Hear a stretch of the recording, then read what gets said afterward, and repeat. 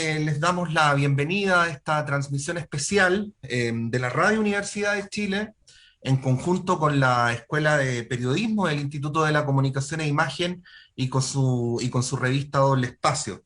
En primer lugar, agradecer la gentileza del programa Mano a Mano con el Tango y decirle a todos los fanáticos y fanáticas del programa que lo pueden escuchar inmediatamente terminada esta entrevista especial, es decir, a partir de las 12 del día, y saludar a nuestro entrevistado, agradecerle por la posibilidad de que él pueda expresarse sin intermediarios con nuestros auditores y auditoras. Nos referimos al coordinador, perdón, al líder de la coordinadora Arauco Mayeco, Héctor Yaitul. Héctor, muy buenos días y muchas gracias. Bueno, vamos a tratar de retomar el contacto con Héctor, que lo tenemos ahí en línea. Eh, pero bueno, vamos por mientras a saludar a quienes van a ser los entrevistadores de esta transmisión. En primer lugar, al director de la Escuela de Periodismo del Instituto de la Comunicación e Imagen, Dino Pancani. Dino, muy buenos días. Muchas buenos días Carola, buenos días Patricio, muchas gracias por el espacio y ojalá sea muy fecundo nuestro vínculo de transmitir estos programas especiales de prensa, ¿no? En conjunto. Así es, y bueno, y saludar también a la editora general de la revista Doble Espacio, de la Escuela de Periodismo del Instituto de la Comunicación e Imagen de la Universidad de Chile, Carolina Trejo. Carolina, muy buenos días. Hola, Patricio, Dino, agradecer efectivamente el espacio, también evidentemente a Héctor Yaitul, vocero de la CAM, quien nos ha permitido tener esta conversación. Sabemos que son momentos complejos tanto para su comunidad, para la propia organización, para la familia, digamos, en este caso de Pablo Marchán, pero también, digamos, para todos ellos y la posibilidad efectiva, digamos, de poder hacer esta conversación.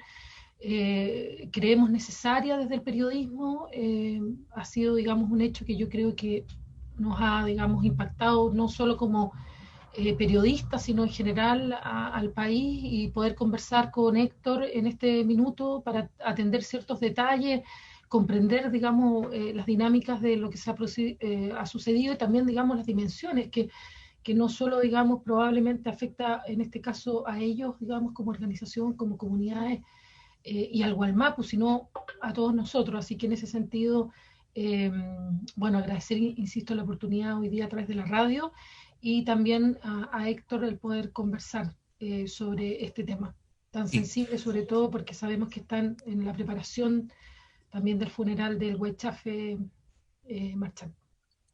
Sí, bueno, Héctor se va a conectar en algunos minutos, nos ha pedido por interno que le tengamos algunos minutos de paciencia, pero está comprometido, así es que muy luego lo vamos a poder escuchar.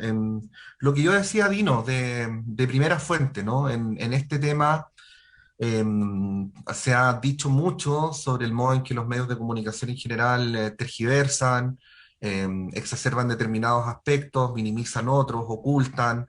Y es algo que las comunidades mapuches en general y la coordinadora Arauco Mayeco en particular han reclamado. Por eso tienen una comprensible actitud a veces un poco cuidadosa con los medios de comunicación, cuidar cuáles son los espacios a través de los cuales se plantea su voz y el propósito de esta entrevista es precisamente que Héctor Yaitul pueda dar su testimonio sobre lo que ha ocurrido, sobre su pensamiento, y que sean nuestros propios auditores y auditoras, nuestros seguidores a través de Facebook, quienes se formen el juicio sobre la situación en la Araucanía, por supuesto, y sobre lo que ocurrió en Cañete en la noche del viernes pasado. Bueno, creemos que de ese modo también, Dino, cumplimos de parte nuestra, ¿no? Con el rol de un medio público, pero en general con el rol de los que estamos vinculados con las comunicaciones en distintos ámbitos en la Universidad de Chile.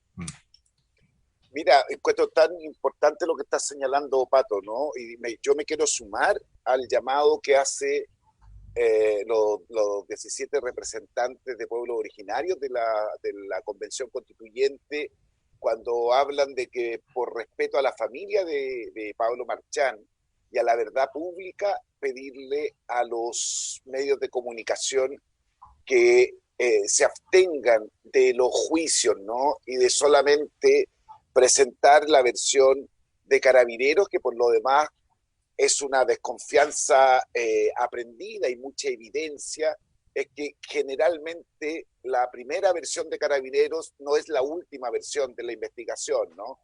Por lo tanto, en eso yo me sumo a que los medios los medios de comunicación traten de entregar una información fidedigna, incluso de mayor neutralidad para los que les gusta esta objetividad, ¿no? Pero cuando uno lo ve en los canales de televisión o en los periódicos y dice, muere comunero mapuche, no, ese comunero mapuche no murió, ¿no? Lo mataron o lo asesinaron. Y tenemos una evidencia porque además los autores dicen que fueron ellos, es decir, Carabineros mata a un comunero mapuche. Después se podrá investigar en qué circunstancias fue. Pero el verbo está mal utilizado y creo que las líneas editoriales saben de verbos, de la utilización de verbos, ¿no? Claramente hay una intencionalidad en presentarlo de esa manera. Sí. Bueno, reiterar a quienes se vienen sumando a la transmisión, a quienes lo vienen haciendo también a través de Facebook, Dino, Carolina, que estamos esperando algunos minutos para conectarnos con Héctor Yaitul. Habíamos pactado hacer la entrevista a las 11 de la mañana, pero están ocurriendo, como tú decías, Carola, muchas cosas en la zona. Por de pronto Héctor se encuentra en estos momentos terminando su participación en un funeral. No estoy seguro si corresponde o no al funeral de Pablo Marchant o al de otra persona, pero nosotros sabíamos que se estaba haciendo el espacio para conversar con nosotros en el marco de esta serie de compromisos y de situaciones vertiginosas que están ocurriendo precisamente allá. Así es que en poquitos minutos vamos a tener a Héctor Yaitul para todos los auditores y auditoras de la Radio Universidad de Chile. Quizás contar un poco de eso, Carolina, ¿no? De cómo han evolucionado los hechos de manera muy intensa ya. Sí, yo te diría, digamos, y también tomándome de lo que acaba de comentar Dino, yo creo que es bien importante lo que él señala. Yo creo que sabemos nosotros, lo que hemos trabajado en periodismo hace muchos años ya, que las palabras que se ocupan, o sea, a mí me llama mucho la atención y lo hemos conversado, digamos, también a nivel de la academia, nosotros, digamos, en la escuela, este concepto de la macrozona sur, ¿no? Probablemente son términos que son muy policiales y que hoy día todos nuestros colegas en los medios oficiales lo ocupan, ¿se fijan? ¿No? Entonces habla de la macrozona sur. Cuando, si uno pensara y fuéramos más generosos, se corresponde al Gualmapu. Por lo tanto, hay una línea editorial cuando ocupas algunos términos. Es bien interesante, digamos, a la hora, digamos, de analizar ese tipo de términos, ¿no? O sea, nos casamos efectivamente y en general la prensa más masiva tiende a casarse con esos términos y no se están dando cuenta que con eso militarizan la conversación. O sea, hay una militarización cuando se empieza a hablar de la macrozona sur y no se habla del Gualmapu, como lo pueden hablar los propios, digamos, mapuche en su zona. Eso es por un lado. Y por otro lado, lo que plantea también Dino es bien interesante, porque nosotros en la revista hicimos cuando volvimos, digamos, como doble espacio, hicimos un reportaje sobre efectivamente los juicios abreviados que se están haciendo con los presos de la revuelta. Y si hay un elemento que hoy día, y es parte de la discusión sobre la amnistía o indulto, tiene que ver con que muchas de las acusaciones solo están basadas en las versiones de las policías, sean investigaciones o sean carabineros. Y en muchos lados del mundo la discusión está hecha de que no puede ser solo una versión y solo una declaración, sino que tiene que haber muchas otras pruebas. Y en varios casos de la revuelta eso no ha sido así. Gente que se ha mantenido en prisiones preventivas larguísimas solo por la, digamos, declaración de las policías que hacen la detención. Sí, Carolina, disculpa, es que ya tenemos a Héctor Yaitul en línea. Disculpa que Héctor, te saludamos, muy buenos días, gracias por la posibilidad de poder conversar esta mañana.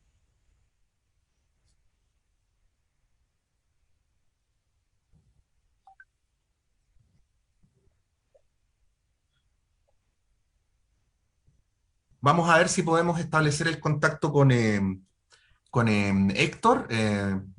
como les contábamos. Hay que reconocer, bueno, te comento, Pablo, que las veces que hemos tenido contacto, efectivamente, las comunicaciones son difíciles. O sea, sabemos que se caen con cierta frecuencia. En oportunidades que yo he tenido que entrevistar también a Héctor, yo también colaboro, soy corresponsal extranjera. Hay problemas de comunicación, así que estaremos atentos, evidentemente, mientras generamos esta conversación, Tú nos avisas, Pablo, efectivamente, para cortar, digamos, pero bueno, solo cerrar lo que estaba comentando. Efectivamente, hay varios casos que solo están basados en declaraciones. Entonces, ya conocemos la propia operación Huracán, en la que fue, digamos, objeto de Héctor Yaitul, y evidentemente otras más, el propio Camilo Catrillanca. Eh, entonces, les comento eso porque finalmente, claro, uno digamos, hoy con una policía que la hemos visto actuar después del 18 de octubre, con los antecedentes que existe de la participación que ha habido en el territorio mapucho, evidentemente hoy día uno genera todas las dudas respecto a las versiones que se están entregando y nosotros como periodistas somos los primeros llamados a hacer, digamos, efectivamente bien esa investigación y no quedarnos, como bien decía, con la primera versión que da Carabinero, ¿no? Más aún, ya sabemos lo que pasó justamente con el hijo de Héctor, que se plantea originalmente que es su hijo y finalmente no fue así. Entonces, es complejo, digamos, ¿no? Sí. Patricio. Bueno, vamos a entrar en cualquier minuto en conversación con Héctor Yaitul. Vamos a contarles que, bueno, que Héctor viene saliendo de un funeral y que vamos en cualquier momento a establecer el contacto con él. Vamos a tratar de partir, aunque sea de una manera un poco desfasada con la conversación con Héctor Yaitul. Son cuestiones que ocurren en las transmisiones en directo. Bueno, vamos a ver si en esta ocasión nos puede escuchar Héctor Yaitul. Héctor, muy buenos días.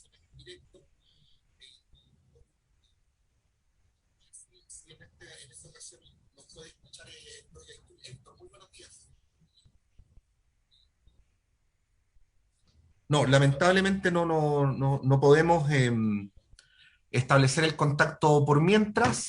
Bueno, les propongo, Dino, que por mientras sigamos contando o analizando lo que ha ocurrido en los últimos días. También es muy importante decir que la primera versión que se dio a conocer respecto eh, a esta muerte que se produjo en la Araucanía, que como tú decías, Dino, fue un asesinato, provino de la propia policía y de la fiscalía. Aquí no hubo medios de comunicación que incurrieran en precipitaciones o en dar información sin fundamento, sino que fue información oficial que luego fue desmentida por el propio Héctor Yaitul cuando debió concurrir a reconocer un cuerpo que finalmente no era el de su hijo, sino el de otro comunero que es Pablo Marchand. Bueno, es parte de los problemas, ¿no? Y una de las grandes preguntas que se hacía el país ayer al amanecer era cómo era posible que teniendo todos los elementos a la mano para identificar a personas en situaciones como esta, finalmente la versión oficial hubiera diferido de manera muy lamentable, ¿no? De lo que realmente correspondía a la identidad de la persona fallecida. Uno podría pensar si es que hay un error o hay una intencionalidad, ¿no? Detrás de esta información que entiendo, y eso es lo que queremos conversar con Héctor, entre otras cosas, ¿no? Es que Carabinero le haya señalado que es su hijo a quien murió ahí en este fondo de la Forestal Mininco.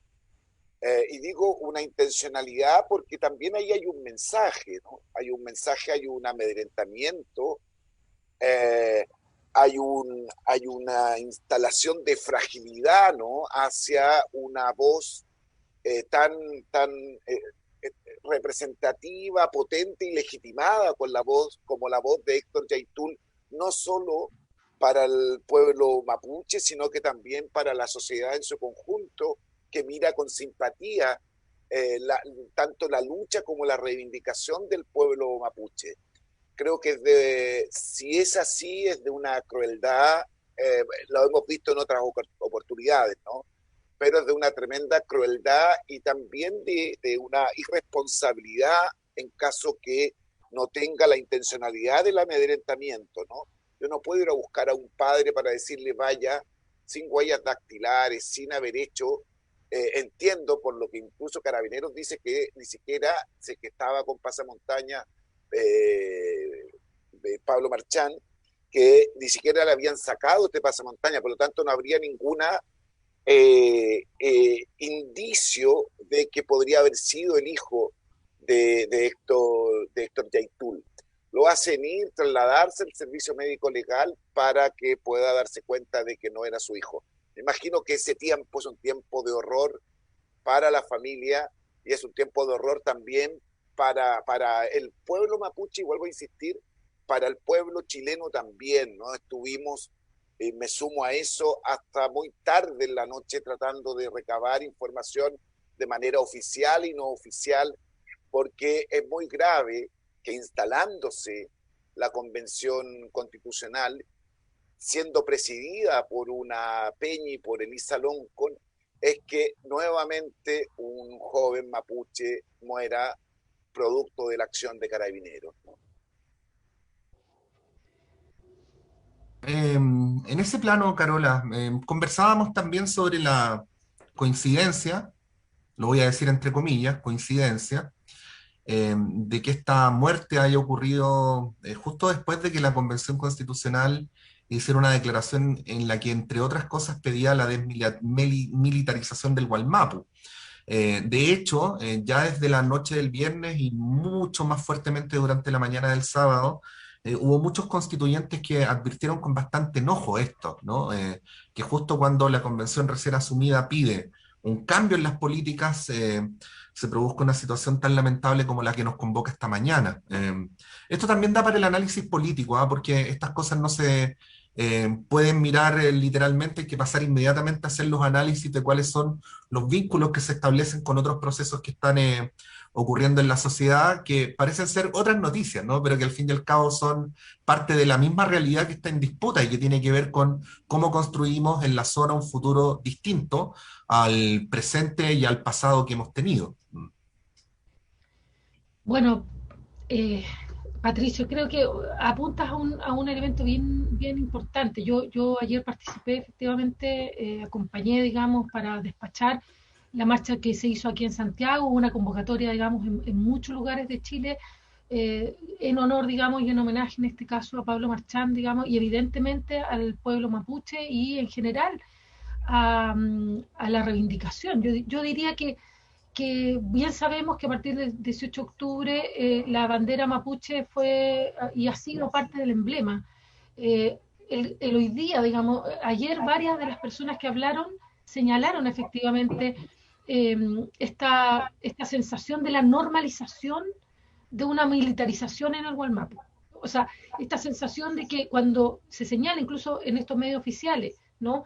Que había un contingente carabinero que estaba resguardando, terminamos todos los chilenos cuidando las propiedades privadas de otros, digamos, en este caso, grandes empresas. O sea, termina, digamos, teniendo seguridad privada y más seguridad pública pagada por todos nosotros.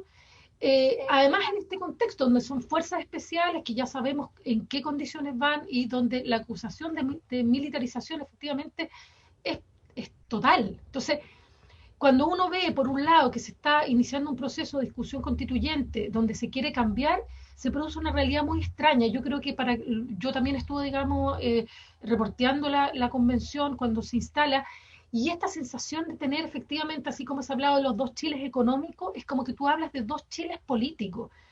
Un Chile político que se resguarda todavía en esta, digamos, inclusive escuchábamos que en algún minuto la derecha está pidiendo que no se use este lenguaje inclusivo.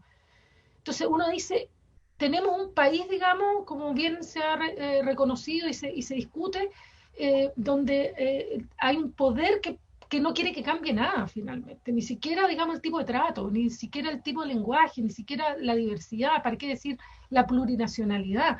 Y por otro lado, un pueblo movilizado desde el 18 de octubre, que no ha dejado muchas veces de movilizarse, que producto de la pandemia lo ha hecho, pero que está pidiendo cambios profundos, donde se incorpore todos estos conceptos. Entonces, claro, se produce la muerte, efectivamente, perdón, digamos, el asesinato, como bien lo señala Dino, digamos, el asesinato de Pablo Marchán, y uno se da cuenta que es como que sigue la realidad en paralelo. O sea, esta sensación de un pueblo que está pidiendo cambios, que salió masivamente, que ha tenido y que tiene costos no solo por heridos, mutilados, además de todos los presos que tiene, frente a otro, digamos, Chile más reducido, privilegiado, porque ya lo sabemos, que pertenece, digamos, a una élite que no quiere que cambie y tiene el poder económico para eso, tiene los medios de comunicación para eso. Por eso el hecho que estemos hoy día generando esta discusión, no solo desde la Universidad de Chile, desde Doble Espacio como radio, desde la Escuela de Periodismo de la Universidad de Chile, es porque queremos generar esta discusión.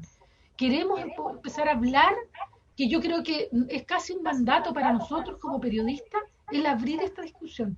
Y cuando lo plantea Dino, lo planteas tú, este paralelismo entre que se está generando una convención y se están discutiendo cosas, porque a mí... En cualquier momento, Dino, Carolina. Bueno, muy lamentablemente aquí se repiten patrones, ¿ah? No habíamos comentado hasta el momento. Tenemos en línea, me dicen a Héctor Yaitul. Héctor, muy buenos días. Buenos días. Mari Peña y Pulamiento. Bueno, Héctor, en primer lugar, muchas gracias por la posibilidad de poder realizar esta entrevista y vamos a partir inmediatamente con las preguntas. Dino. Héctor, muy buenos días.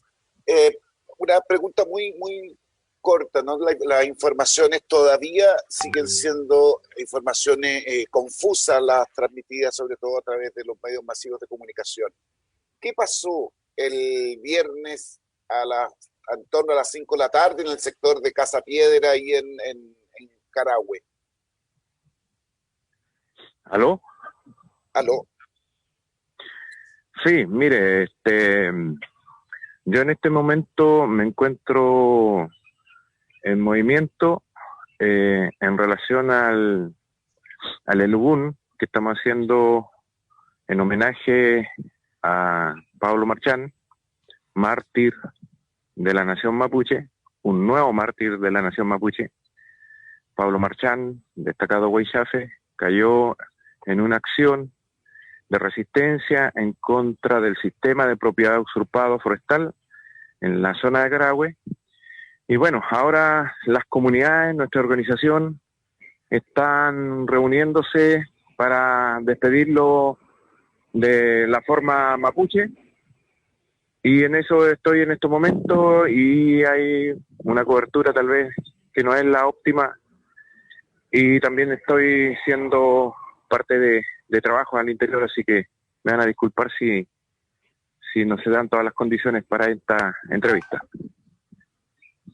Héctor, bueno, saludarte también, saludar a tu comunidad, a tu organización, obviamente al Gualmapu y a las comunidades en virtud de lo que está sucediendo. Efectivamente, aquí Carolina Trejo, para que sepas.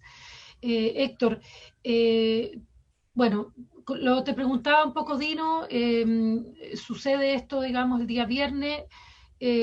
Tú te enteras probablemente de la peor forma que podría enterarse alguien, porque dan primero por hecho que es tu hijo. Evidentemente también, digamos, imagino que el impacto que sea también un huaychafe, digamos, como es Pablo Marchán. Ustedes efectivamente han reivindicado en distintas, digamos, vocerías tuyas, como de Juan también, la acción en la que se encontraba. Cuéntanos un poco de eso y también cómo finalmente se enteran, porque como bien decía Dino, hay una confusión, los medios de comunicación han dado, y sobre todo los masivos, la versión de Carabineros. Entonces nos gustaría que nos pudieras quizás contar eso y cómo ustedes y por qué reivindican, digamos, el hecho de que él haya estado en este proceso de resistencia, como tú bien lo has señalado. Claro, aquí hay una serie de situaciones encontradas, ¿no? En primer lugar, no habíamos querido dar ningún tipo de declaración hasta ahora. Esto es como en exclusiva en relación a los hechos o a la interpretación que nosotros podemos al menos a esta altura hacer, porque tampoco manejamos toda la situación, ¿ya? Y lo otro es que los medios de comunicación caen permanentemente en esto del morbo, del sensacionalismo, buscando la noticia impacto, más allá de ver y analizar las circunstancias o el contexto sociopolítico, histórico que tiene que ver con la causa mapuche. Y por eso yo accedí a dar una entrevista acá, pero vamos conversando con calma, no en base a conjeturas o a interpretaciones que se pueden hacer, porque los hechos son bien dolorosos para el movimiento mapuche, para el pueblo mapuche.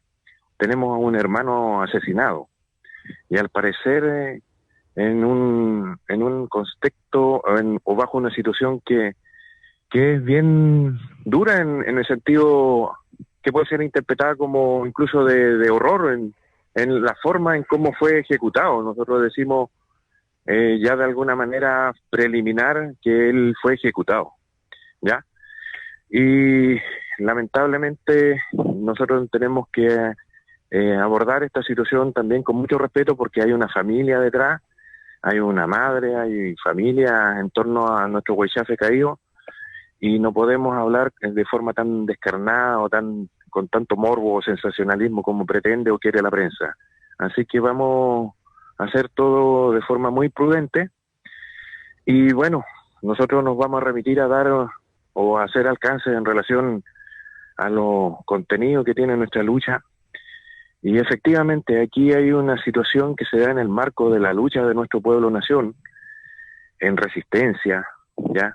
Esa expresión nosotros hacemos vocería, la CAM y otras expresiones que estamos en ese plano de la resistencia y la reconstrucción de nuestra nación mapuche. Y bueno, la confrontación con las forestales ya es una situación muy conocida y es la situación matriz de fondo que está en el conflicto. El conflicto con forestales es lo que tiene que dar a entender por qué está el nivel de violencia que tiene hoy día estos antagonismos y esta confrontación. Tiene que ser entendido. Estamos hablando de una zona donde hay una recuperación territorial por comunidades, ¿ya? Estamos hablando de un predio que ha sido reivindicado por comunidades. Estamos hablando de una realidad concreta en donde ese predio está siendo objeto de explotación forestal por la industria forestal, por los grupos económicos, con maquinaria, con toda su industria, y custodiado por carabineros, ¿ya? Que se entienda perfectamente eso, custodiado por carabineros y por guardias privados forestales contratados por las forestales. Esa es la situación. O sea, estamos hablando de una guardia pretoriana, como hemos venido denunciando, que está al servicio de proteger los intereses del gran capital. Y eso se hace en un contexto en que esos predios están siendo reclamados y demandados por comunidades en circunstancias que ya todos saben que esos predios ya fueron usurpados. Esos predios pertenecieron a nuestras comunidades en antaño. Esas son reivindicaciones territoriales y políticas muy justas, muy legítimas, con base histórica, con base jurídica, con base de memoria en relación a las comunidades y a todos. Así que, bueno, eso explica la justeza de nuestra lucha a la hora de las demandas territoriales. ¿Qué pasa aquí? Pasa aquí que en ese plano, ya, de reivindicación territorial y política, el Estado, ya, las forestales, se niegan una y otra vez por décadas a la devolución de los predios. Sin embargo, ellos siguen trabajando esos predios, siguen explotando esos predios. La presencia de la industria forestal ya es un oprobio que abofetea toda nuestra condición de pueblo-nación mapuche, y aún así, para los que entienden el impacto medioambiental o de injusticia de que eso sea parte de un sistema de propiedad usurpado que no resuelve las demandas, las legítimas demandas de nuestro pueblo. Ese es el contexto de una acción de resistencia, y que se entienda que esta acción de resistencia no tiene un sentido, como habla inescrupulosamente la clase política en defensa de los intereses del capital, que piensan que aquí hay acciones de terrorismo o acciones de violencia desmedida. Aquí hay acciones anteriores que fueron pacíficas, acciones que fueron legales inclusive, y que nunca fueron oídas, nunca fueron atendidas, y por lo tanto el desarrollo de acciones de resistencia para defender esos territorios, para defender todo lo que implica la cultura y el mundo mapuche, fueron desarrolladas y serán desarrolladas por nuestra gente, en este caso los Huaychafe. Y en ese contexto es cuando se da esta confrontación, este enfrentamiento, y con características de ejecución de parte de la policía en contra de nuestro Huaychafe Pablo Marchal. Héctor, bueno, la policía muy rápidamente se dio a dar una versión respecto a cuál era la identidad de la persona fallecida. De esta versión se hizo eco la fiscalía, que también la oficializó. Queríamos darte la palabra para que tú pudieras hacer una reflexión sobre cuál es la interpretación que hace respecto a esto que desde afuera parece tan extraño, dar por fallecida a una persona que no era, cuando quien había muerto era finalmente Pablo Marchante. ¿Cuál es tu reflexión al respecto? Bueno, la reflexión que nosotros hacemos se ajusta a la realidad que hoy día nosotros vivimos, en el fondo, y de la cual también tiene que hacerse parte, digamos, quienes están cubriendo los hechos. En primer lugar, estamos hablando de una policía militarizada en zona de conflicto, que a la hora de la confrontación en esta lucha, ya, más allá de realizar de forma desproporcionada esta lucha, porque ellos cuentan con todo el material bélico y de capacidad para enfrentarse a las comunidades organizadas y a las presiones de resistencia, cuentan con toda la capacidad del Estado, ¿ya? Con toda la capacidad de la burguesía, ¿ya? Con toda la capacidad que le da poder de dominación de tipo colonial que se establece y que se sigue estableciendo en estos territorios. Bueno, aquí hay una lucha desigual, es una lucha entre comunidades organizadas de forma muy rústica e inclusive en contra de toda la militarización que cuenta con una capacidad impresionante militarmente y de logística y de comunicación, etcétera. Entonces, y lo otro, en ese contexto, cuando ocurren hechos de esta naturaleza, hay dos versiones siempre, la versión de Carabineros y la versión nuestra de los mapuches, que no tiene mucha cabida, digamos, en los medios de comunicación, porque la mayoría de los medios de comunicación son cajas de resonancia del poder, es decir, están financiados, están cooptados por los grupos económicos que están detrás de este conflicto. Por lo tanto, es muy poco lo que nosotros podíamos decir con argumentos, ¿ya? Y bueno, si nosotros hacemos una reflexión de parte en parte a lo que sucedió, no tenemos los hechos. O sea, yo objetivamente estoy viendo los hechos y siempre, en toda mi experiencia de militante, de dirigente, entiendo yo que las fuerzas policiales han mentido reiteradamente, incluso han mentido con los instrumentos del Estado, y que quedó reflejado con el caso Huracán, ¿ya? La policía miente descaradamente en relación a estos hechos, ¿ya? Y yo creo que estamos aquí de nuevo ante un tipo de desarrollo de hechos que nosotros no tenemos los alcances suficientes, porque no conocemos en su totalidad, se está investigando inclusive, pero no creemos incluso en la investigación que pueda llevar los agentes del Estado.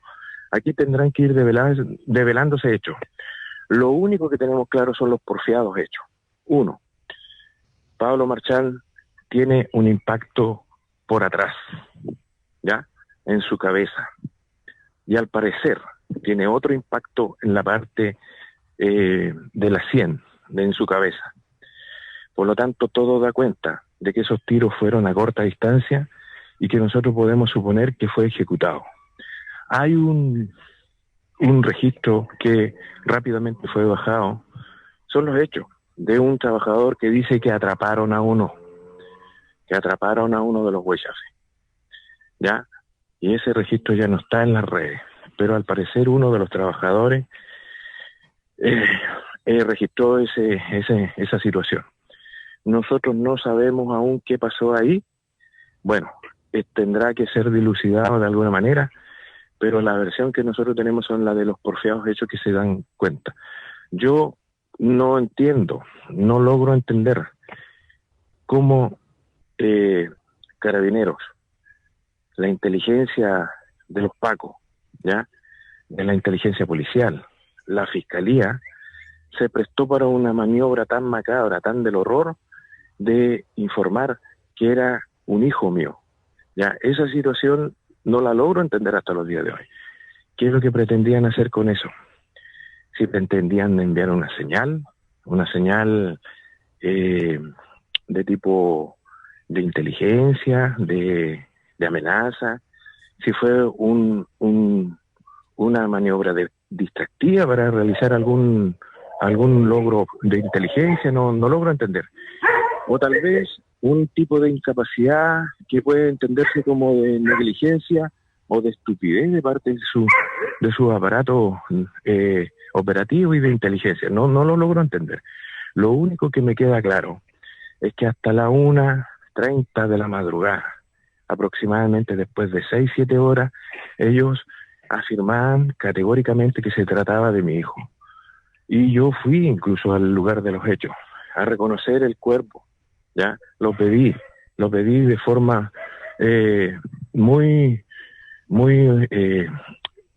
honesta, humilde, al fiscal. Y el fiscal incluso lo sostenía, lo cual me llama mucho la atención que él sostenía que era mi hijo.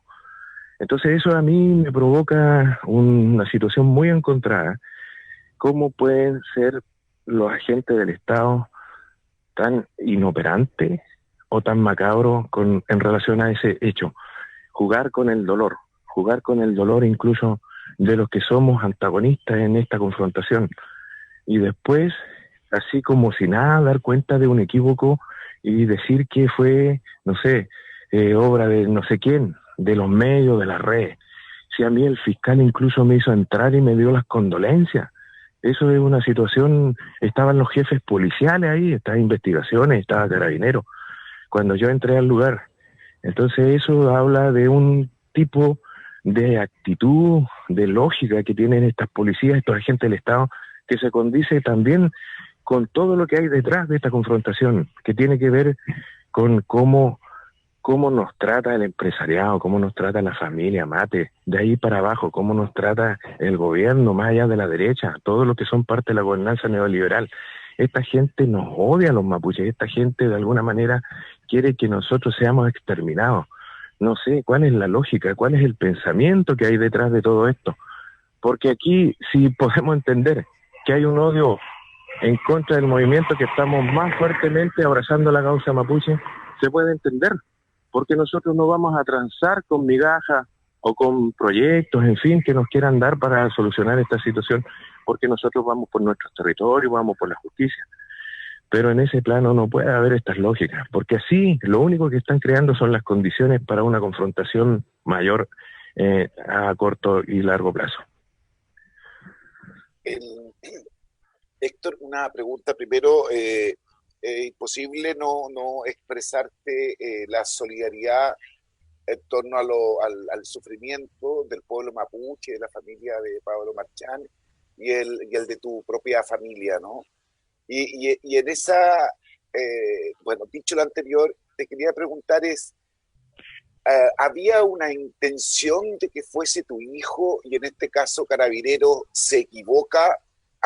¿Sientes tú que había una intencionalidad de asesinarlo? No lo sabemos. Nosotros podemos sacar deducciones. Bueno, ellos de alguna manera estaban ahí en una posición de victoria, de triunfo, al haber abatido a alguien importante, me imagino yo. Esa situación los obnubiló. Miren la torpeza, miren la maldad de parte de estos agentes del Estado, pensando que tenían aquí un logro que a ellos se les mete en la cabeza, o a alguien les mete en la cabeza a sus jefes, qué sé yo, sus patrones, que les meten eso en la cabeza de que hay que abatir a ciertos dirigentes, a cierta gente destacada. En fin, yo creo que aquí ciertamente también los que estamos más comprometidos con la causa mapuche y hemos sido consecuentes con los planteamientos, con los principios de las demandas históricas de nuestro pueblo, no hemos ganado el odio de la burguesía, no hemos ganado el odio de los agentes del Estado que están actuando de forma lacaya con el empresariado. Pero bueno, es parte de este proceso y nosotros lo entendemos así. O sea, cuando nosotros hacemos la denuncia, cuando nosotros planteamos la lucha de nuestro pueblo por sus legítimas demandas de territorialidad, y estas chocan directamente con los intereses del gran empresariado, en este caso de la industria forestal, lo hacemos en ese plano. Y lo hacemos con mucho orgullo, lo hacemos con mucha fuerza, porque esas son nuestras convicciones, y no nos van a sacar nunca de esas convicciones. Porque nosotros tenemos absolutamente la razón y la justeza de lo que estamos haciendo. Aquí la gente de derecha puede decir que hay expresiones de terrorismo aislados, que una violencia que no se entiende. Y nosotros decimos, ¿pero cómo? Si aquí el abatido es un huichafe, en un contexto de una recuperación territorial adentro de un predio custodiado por los pacos. ¿Quién es el que ejerce el terrorismo? Cuando fue ejecutado a corta distancia, ¿ya? Y después se aprestan ellos así a dar declaraciones con abogados, dice, más prácticamente, no sé, pues, tratando de cubrirse de todas formas. Esa es la realidad que nosotros estamos viviendo. Por lo mismo, sentimos que aquí, más allá de la confrontación a los niveles que se está desarrollando, aquí hay que hacer una reflexión del contexto sociopolítico en que está enfrentándose la causa mapuche. Cada vez la zona más militarizada, cada vez más represión y criminalización a la causa mapuche. Esa es la realidad que nosotros vivimos hoy día. Nosotros no estamos viviendo la realidad de la constituyente, de la gente que está allá y que se cuadran con ellos. Nosotros vivimos acá una verdadera dictadura y la bota militar. Acá están los blindados, acá están la policía militarizada, están los militares, están los drones, están las tanquetas. Acá están custodiando predios que son demandados por décadas por comunidades que anhelan y no van a transar en la recuperación de su tierra, y ahí hay un conflicto real, no es artificioso. Por lo mismo, eso nosotros lo queremos denunciar en esta entrevista, que la confrontación no es tan bien como dicen en las carreteras, en las calles contra el chileno común o con el agricultor. La confrontación es con un poder de dominación, son los grupos económicos. Recuerden eso siempre, ténganlo siempre eso en presente, digamos, a la hora de analizar los hechos. Estamos hablando con grupos económicos que tienen un sistema de propiedad usurpado. 2 forestales controlan 3,6 millones de hectáreas que están siendo reivindicadas por nuestro pueblo. 3,6 millones de hectáreas, 2 grupos económicos forestales, que son 3 o 4 veces más tierra que todo lo que posee nuestro pueblo, nación mapuche. Y esas 3,6 millones de hectáreas forestales son parte de políticas extractivistas que están arrasando, que están depredando los territorios ancestrales en el Gualmapu, están convirtiendo en lugares desérticos, están dejando sin agua a nuestra gente, no solamente a los mapuches. Es un impacto medioambiental que no tiene precedente en la historia del Cono Sur, no tiene precedente. Entonces, imagínense, esta situación ocurre en una cordillera que en antaño era de biodiversidad increíble y hoy día está lleno de plantaciones de pino y eucalipto, y que son parte de un andamiaje de poder macabro como el que está retratado en este contexto de lucha.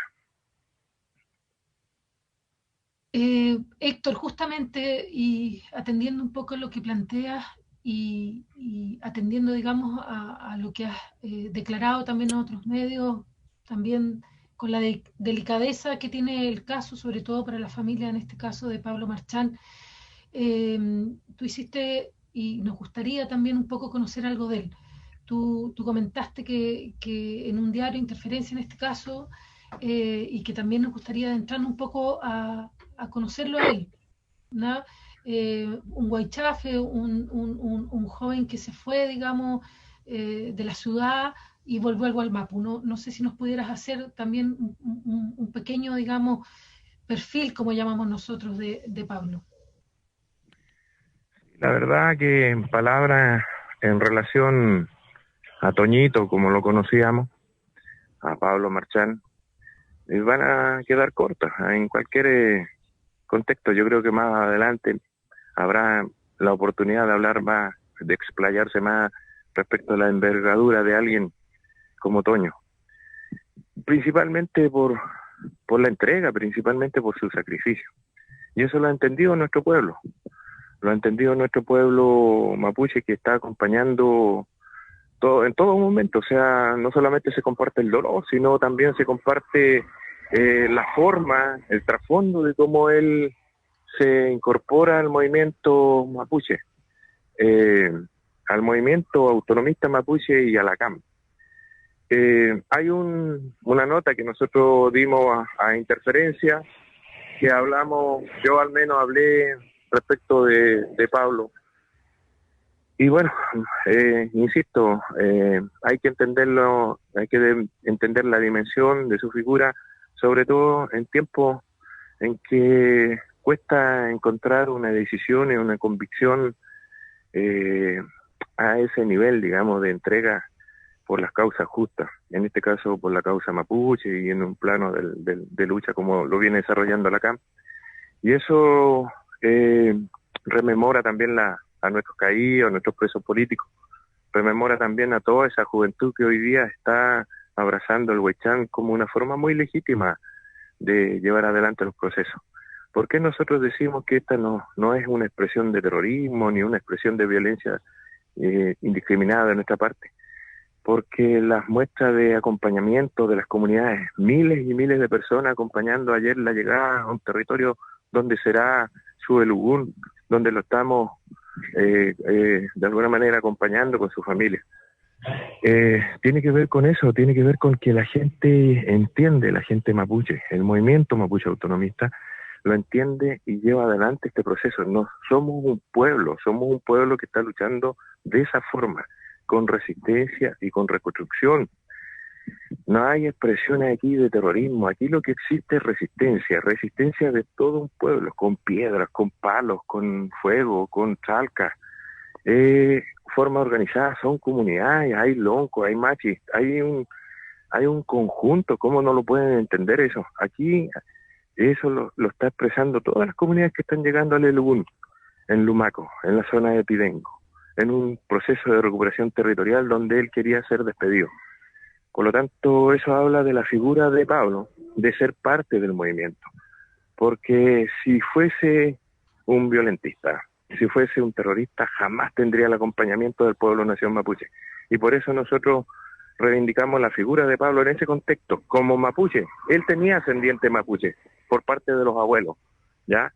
Y él se hace mapuche a la hora de retornar al Gualmapu y vivir como lo mejor de los mapuches, luchando por su pueblo, luchando en el terreno, luchando en la reconstrucción de su pueblo, en el control territorial, en las siembras productivas, en la autodefensa, en la resistencia y en las acciones que le encomendaba su organización y sus planteamientos y sus principios. Él así se hace un mapuche de forma integral, un huaychafe.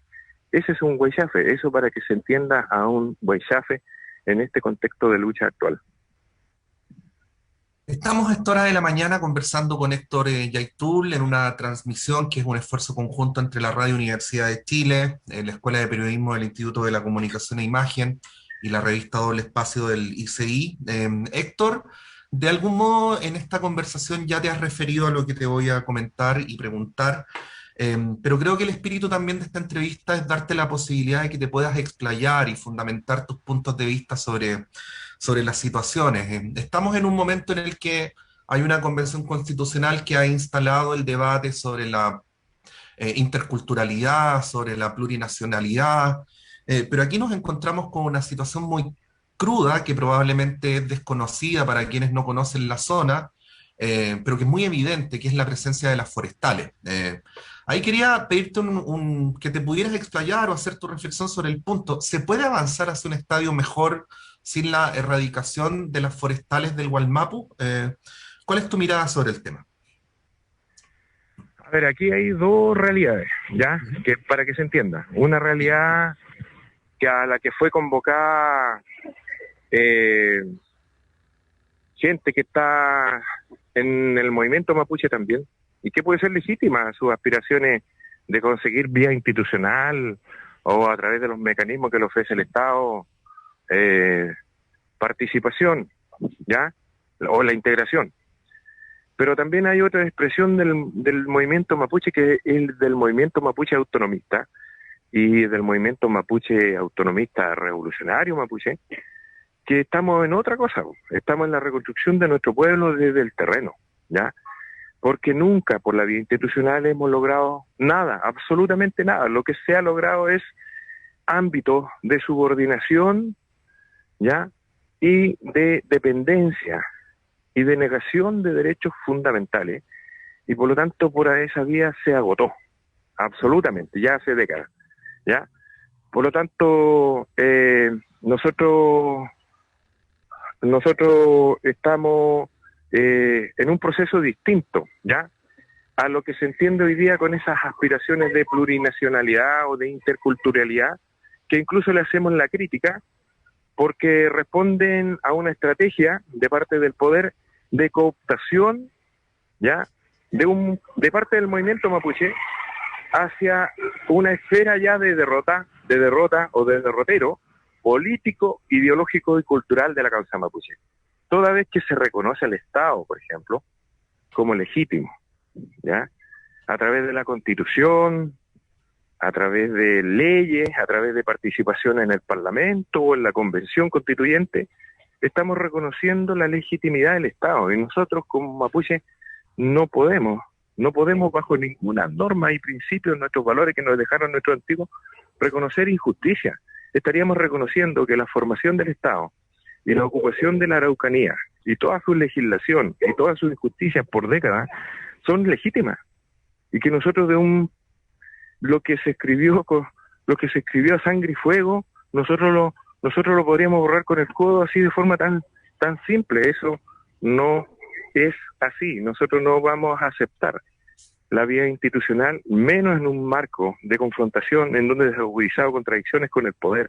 La misma burguesía que financió un ejército de ocupación y que hoy día nos tiene sin territorio y autonomía, que hoy día no estén de alguna manera pauteando la forma de luchar, ¿ya?, la forma de cómo nosotros podemos hacer expresión de un movimiento en lucha. Hay una... Espera un poquito. Sí. Hay una situación encontrada con esas posiciones, y nosotros lo hemos dicho. La participación en la Convención Constituyente, por ejemplo, es reconocer de alguna forma al Estado hoy día tal cual es, que es un Estado capitalista de formato colonial, y en que se persiste con esta acción criminal de parte de los agentes del Estado, y estaríamos justificando que la acción de ajusticiamiento de los huaychafes o de la muerte de nuestra gente por luchar por territorio de autonomía es legítima. Es una contradicción absoluta. Nosotros no estamos por esa vía. Aquí, los que ejecutaron a Pablo Marchán, los que han reprimido a nuestro pueblo históricamente hasta los días de hoy, es el Estado chileno, que está actuando para salvaguardar los intereses de los poderosos, con los cuales nosotros confrontamos a la hora de nuestras demandas territoriales y políticas. Porque si aquí hay un conflicto hoy día es porque nuestras reivindicaciones territoriales chocan de frente contra los intereses del gran capital. Si aquí nosotros no estamos peleando con el chileno común, no estamos peleando ni siquiera con el agricultor que está por estas partes, nosotros estamos peleando con el sistema de propiedad usurpado que se sostiene en la industria forestal, contra las madereras, contra los grupos económicos del señor Mate, el señor Angelini, de Von Appel, un nazi que se instaló acá y que hoy día es dueño de la Forestal Cautín, que es una de las grandes forestales que también están en territorio mapuche. Siguiendo la misma línea de conversación, Héctor, quería comentar contigo que los 17 delegados y delegadas de los pueblos originarios en la Convención Constituyente sacaron una declaración en donde te voy a leer textual. Dice: los graves hechos conocidos hacen evidente la urgencia de que el país respete y repare los derechos políticos y territoriales del pueblo mapuche y de todas las naciones originarias, como una necesidad ineludible para el proceso constituyente de un Chile plural, de pueblos iguales en dignidad y derechos. Le sumo a eso y le doy el contexto de que hoy se cumple una semana, ¿no?, de un acto tan fuerte como simbólico de que sea una peñi mapuche, Elizalón, con la que presida la Convención Constitucional. ¿Crees tú que esta acción, si es una acción, no me quiero adelantar los hechos, ¿no?, pero si es una acción planificada, si es una... pueda ser también una acción en contra de la realización de la Convención Constitucional para sabotearla? No. Ahí está absolutamente equivocado su análisis. Todo lo contrario.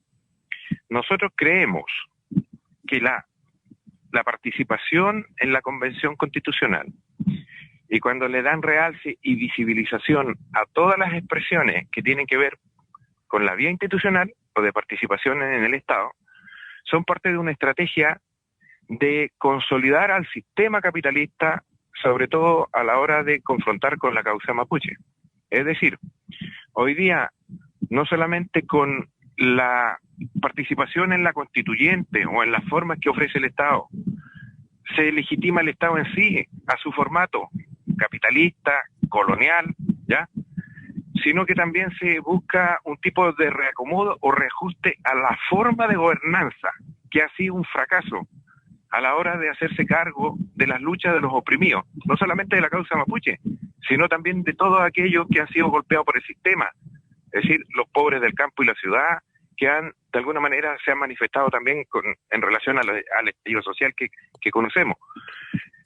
Estamos hablando de que se busca con esto hacer como un paralelo de las estrategias, no solamente del Estado capitalista con su política ya neoliberal, en que quiere hacer un sesgo de integración con plurinacionalidad o interculturalidad forzada, falsa, sino también del empresariado. El MININCO, por ejemplo, en este caso también trata de convocar a las comunidades con un sesgo mapuchista, con un sesgo de plurinacionalidad, y terminan armando bandas paramilitares a su favor, como se conoció con el caso de Iván Núñez, ¿ya?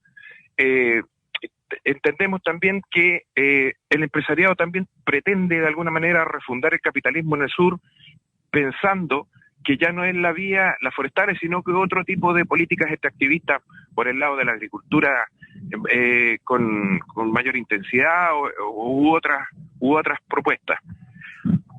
¿Aló? Te estamos escuchando. Sí, entonces, ¿aló? Sí, te Estamos escuchamos perfecto, muy bien. Héctor. Ya, mire, y por otro lado, se desarrolla esta estrategia en donde se quiere convocar al movimiento mapuche, sobre todo aquel movimiento que más fácilmente se deja arrastrar por voladores de luces o cortinas de humo que se instalan desde el Estado, desde los partidos políticos que son históricamente y de forma tradicional los representantes del poder de dominación, del establishment de la política hoy día, de la forma de hacer política que está al servicio de la burguesía, es decir, tanto de la derecha como de la nueva mayoría, incluso hasta el Frente Amplio, ya hay una lógica, un actuar central en querer reproducir el sistema. O sea, ellos pretenden logros políticos para administrar y seguir administrando el modelo neoliberal, para seguir consolidando un tipo de gobernanza neoliberal, y ahí arrastran de alguna manera a expresiones como supuestos representantes nuestros que se presentan ahí bajo la figura de dirigentes que nosotros incluso cuestionamos, porque nosotros al menos no lo hemos visto en el movimiento autonomista.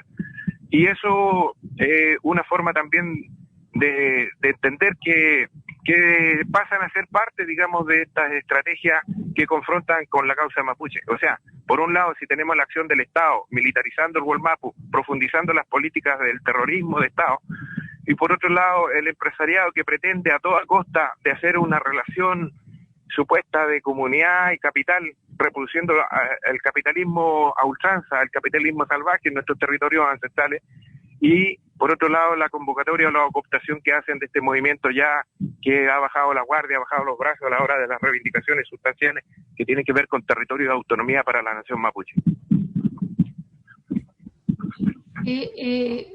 Héctor, bueno, ha sido una tremenda conversación, sabemos que hay ciertos tiempos, pero la idea es prolongarla. Tú, Patricio, eres que mejor maneja eso, pero Patricio te hizo una pregunta en relación un poco, digamos, siguiendo también lo que dice Dino, uno atiende que para ustedes desde la CAM, desde, digamos, esta lucha que han sostenido de resistencia, evidentemente estas manifestaciones que son, digamos, más institucionales, como bien tú dices, esta propia convención, que es el diagnóstico que ustedes hacen, sin embargo, efectivamente, como decía Dino, ha habido, digamos, también, así como tú lo señalabas, de las propias comunidades, un reconocimiento a partir de la muerte de Pablo, digamos, de una lectura de lo que está pasando allá. Patricio te hizo una pregunta bien concreta y me gustaría si hay posibilidad de que quieras profundizarla, porque pareciera que el gran conflicto, como tú lo planteas, digamos, y lo has dicho, es la presencia de las forestales. Y uno en general, cuando lee, pareciera, y evidentemente, que hay una confrontación con el Estado, pero la mayoría de los medios de comunicación se refieren como a la confrontación entre fuerzas policiales y siempre quedan como esos dos contrastes, digamos, ustedes como CAM en este caso y las fuerzas policiales, pero pareciera, digamos, que efectivamente quienes están detrás son las forestales. ¿Cómo ves efectivamente la posibilidad de una salida? Porque estamos hablando de grandes, digamos, como bien tú dices, intereses económicos. ¿De qué manera crees tú que se puede efectivamente llevar a cabo la posibilidad de que haya una entrega y la salida de las forestales atendiendo un poco a las características que tú mencionas de la destrucción más bien del medio ambiente, que es otro tema que atraviesa no solo, digamos, desde el 18 de octubre, también mucho, digamos, de lo que se ha estado discutiendo en la convención, más allá que, como bien tú dices, sientes que es una salida a esta constitución dentro de la misma institucionalidad. ¿Qué posibilidad hay efectiva desde lo que tú puedes analizar de la salida de los forestales? En algún minuto lo planteaste, recuerdo esto de que hubiese una conversación con, digamos, participación de veedores internacionales. No sé, digamos, cómo puede decir, si nos pudieras contar o explicar un poco eso, porque pareciera, digamos, que efectivamente las forestales no están, digamos, aparecen, pero siempre aparece finalmente, como bien dicen las fuerzas policiales, como el primer, digamos, ¿cómo se llama? Antagonista en esto, ¿no? No sé si me expresé bien, digamos. Claro, claro, porque cada día hay una forma de hacer política que está muy subordinada. Estamos claros en eso. A la hora, por ejemplo, de los hechos, los que hablan aquí son fiscales, policías y los medios de comunicación que se afanan en mostrar los hechos de forma sensacionalista, buscando el impacto mediático, porque de alguna manera reproducen esta forma, digamos, de presentar de que somos violentistas o terroristas, etcétera. Aquí el trasfondo es que son las forestales los principales responsables del medio ambiente.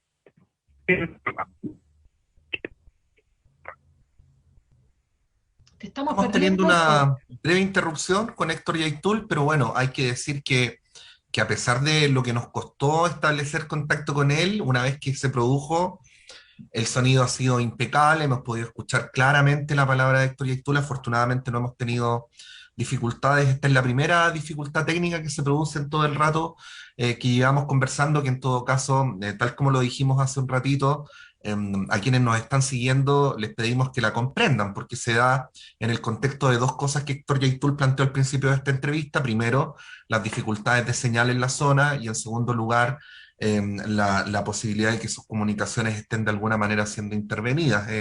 Héctor, no sé si nos escuchas y podemos retomar el contacto ahora. No, hemos tenido una dificultad con Héctor Yaitul, no hemos podido establecer el contacto.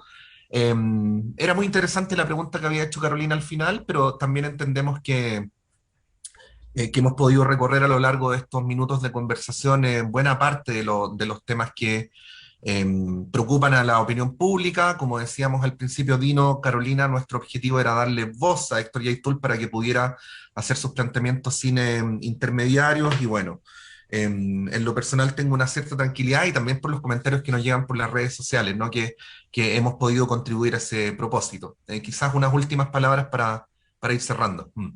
Sí, yo quisiera, quizás, digamos, particularmente desde la noticia, somos periodistas, bien hemos planteado, digamos, esta conversación, dando, como bien explicabas, voz, porque no siempre, digamos, se escucha más ampliamente, justamente en este caso a las comunidades, y en este caso en particular, digamos, a la CAM a través de su vocero. Bien decía yo, digamos, porque Héctor Yaitul en algún momento planteó esto de que existieran veedores extranjeros que permitieran esta discusión, digamos, respecto a eventualmente el retiro de las forestales, ¿no? Pero por otro lado yo creo detenerme, porque creo que sin pecar, porque no creo que fue un poco el ánimo que nos transmitió Héctor Yaitul en esta conversación, efectivamente, yo creo que lo que no, nos dijo efectivamente la posibilidad de que sea una ejecución es efectivamente un elemento no solo, digamos, dramático, si fuera así, sino efectivamente daría una vuelta a nivel noticioso de lo que hemos estado escuchando hasta ese minuto. La verdad es que en ese sentido es bien impactante el hecho de que podamos a través de la radio de la Universidad de Chile, bueno, a través también de este espacio, de doble espacio de la revista y de la universidad, tener esta información que efectivamente está saliendo a través, digamos, de este, digamos, de este espacio, digamos, insisto. No sé, Dino, ¿qué piensas tú un poco de la conversación, más allá de este elemento, aunque uno lo quiera, digamos, pero no es menor como elemento noticioso y también, digamos, complejo a la hora de investigarlo nosotros como periodistas también? Yo, es decir, sumarme a lo que tú has señalado, ¿no? No sé si estará escuchando, si en algún minuto Héctor Yaitul escuchará esta parte, ¿no? Es agradecerle la confianza que tiene con la radio, que tiene con la escuela, la cual ha visitado en algunas oportunidades. Eh, Agradecer su claridad también, ¿no? Su claridad, su voz, su, su, su, su nulo odio, a pesar de la agresión permanente del Estado y de las policías, ¿no? Puede seguir hablando y refiriéndose, en este caso, a Pablo Marchán con amor, con ternura, como un hombre hacia un joven que es asesinado y aparentemente, por esta información, ejecutado por carabineros, ¿no? En cuanto a lo que a él me parece que es pavoroso en la expresión de un Estado abusivo en torno a lo que ocurre con Héctor Yaitul, con su familia, y creo que también nos hace pensar en torno a cómo la tortura es una práctica reiterada de las policías, pero también de un Estado y de los civiles, ¿no? Por lo que señala Héctor, no es solo la policía la que participa de esta tortura, participa la fiscalía también, ¿no? Y después salen negando que eso haya existido. Entonces lo encuentro pavoroso, lo encuentro horroroso, y nuevamente aparece, es decir, uno puede ir juntando elementos en los cuales puede poner en duda la versión de Carabineros, ¿no? Por ejemplo, ¿por qué no habían cámaras GoPro? Ellos indican que habían 4 carabineros involucrados. ¿Por qué hay 2 cámaras? Aparecen 2 cámaras y otras 2 no aparecen, ¿no? Muy parecido a lo que ocurrió con el caso el asesinato de Camilo Catrillanca y el asesinato de otros jóvenes mapuches. Muchas gracias a la radio, Patricio, gracias Carola, y por sobre todo, muchas gracias a Héctor Yaitul por habernos permitido conversar con él, pero por sobre todo, como lo decías tú, Pato, haber dejado que él hablara y que la radio se abriera para que a través de su voz una parte del pueblo mapuche pueda expresarse sin intervenciones, no sin intermediarios. Sí, probablemente compartimos que el objetivo del periodismo es complejizar los debates, no simplificarlos, y que nosotros tenemos que ponernos al servicio de esto, de que nuestra comunidad tenga la mayor información posible, la mayor cantidad de elementos, no para que nosotros digamos cómo son las cosas, sino para que ellos se formen su opinión de cómo ellos piensan que son las cosas. Y creo que en ese propósito la posibilidad de que la palabra de Héctor Yaitul llegue, por todas las razones que hemos dado, que muchas veces se ha tratado una palabra interrumpida, ocultada, tergiversada, directamente a los auditores y auditoras, pienso que termina por hacer cumplir lo que originalmente nos habíamos propuesto. Yo quiero saludar como director de la radio al Instituto de la Comunicación e Imagen, agradecer a Dino, agradecer a Carola Trejo, la editora general de la revista Doble Espacio, y también agradecer a todos los auditores y auditoras que en este rato nos han escrito muchísimo por todas las vías posibles para agradecer esta posibilidad. Así es que vamos a dejar acá esta transmisión. Agradecemos Yo también quiero primeramente a Héctor agradecerle. Yaitul. Sí. Sí, perdona Patricio, no quería interrumpirte. También, digamos, agradecer efectivamente, bueno, cada una y une, y particularmente efectivamente a Héctor, sabiendo lo difícil que fue esa noche. Creo que él fue y lo vivimos algunos de nosotros, la necesidad de muchos colegas digamos, tratar de tener como digamos el golpe noticioso.